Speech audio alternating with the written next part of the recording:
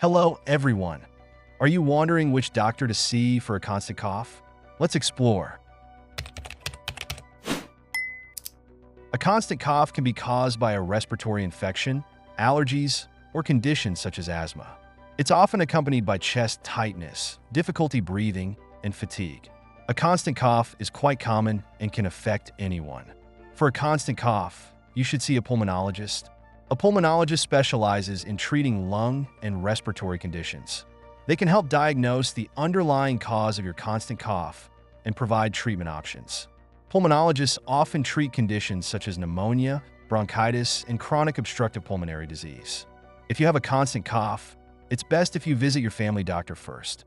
Your family doctor would be able to examine your constant cough and refer you to a pulmonologist if necessary. Please like the video and leave a comment to support my job. Thank you for watching and see you later. Goodbye.